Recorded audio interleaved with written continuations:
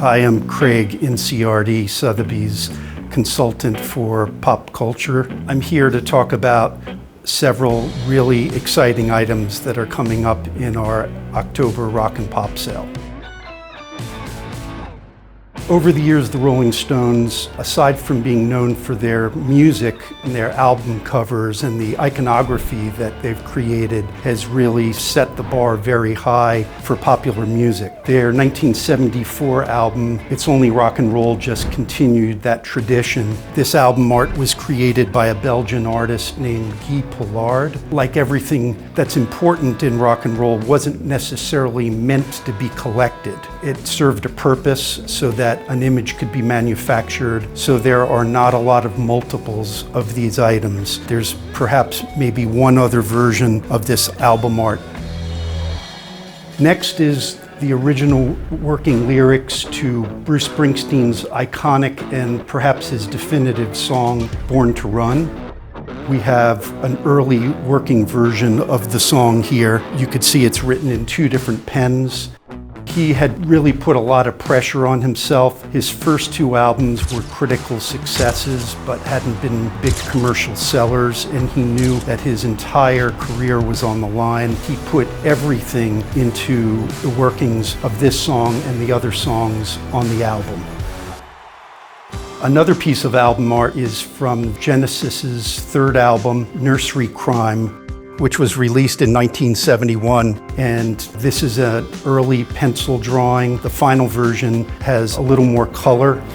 The Nursery Crime album is the first album to feature Phil Collins as a drummer and Steve Hackett as a guitar player. The artist Paul Whitehead, who created the album art, also created the album art for later Genesis albums, Trespass and Foxtrot.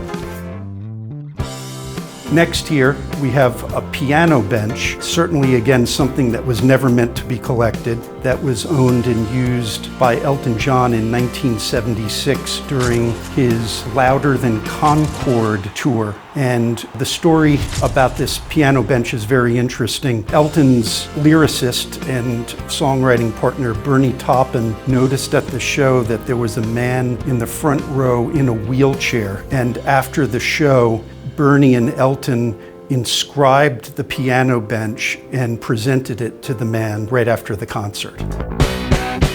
Also from 1974 is Sly from Sly and the Family Stone's rhinestone-studded jumpsuit. This one was designed by Nudie, who also famously designed Elvis's gold lame suit. Sly wore this jumpsuit during the 1974 Soul Train Awards, and it's sort of a classic trademark style for Sly, wearing these sort of space-aged glam rock jumpsuits during the 1970s. Over my left shoulder is a Zildjian cymbal, a ride cymbal that was owned by the Beatles' original drummer, Pete Best. He sold this cymbal many, many years ago. It has quite an interesting story. It was used during 1962 Decca rehearsal and audition sessions. It was also used by Ringo Starr before he was an actual member of the Beatles, when he was actually just sitting in when Pete Best was not able to play. Last but not least is Eddie Van Halen's first Kramer guitar. It's based on his most iconic Frankenstein guitar, which he built in 1975. This guitar was built at the Kramer factory in Neptune, New Jersey in 1982, and there are actually photographs of Eddie working on the guitar, wielding an electric drill. It features the iconic black, red, and white abstract design that is reminiscent of abstract expressionist paintings from the late 1950s, early 1960s. Eddie gave the guitar to his then guitar tech, Rudy Lyren. Eddie inscribed the guitar to Rudy, saying, "It's been a great 10 years, let's do another 10. Eventually, Rudy sold the guitar to Motley Crue guitarist Mick Mars, who also used the guitar for quite a long time. Eddie Van Halen's guitars that he built are like a fingerprint. No two of them are exactly alike, and he tinkered with his guitars over the years to try to create the best sound, the best playability, and Eddie Van Halen sort of redefined what it meant to be a guitar player.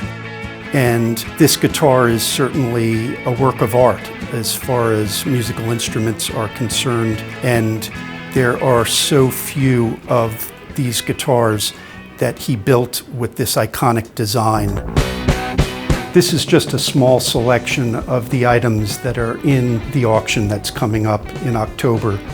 There's just over 110 lots in the sale, covering different decades, different musical genres. I think there'll be something for everyone. We're super excited about the Rock and Pop sale that's opening at Sothebys on October 1st. The exhibition is from October 10th to October 17th, so if you're interested, please come by and check it out.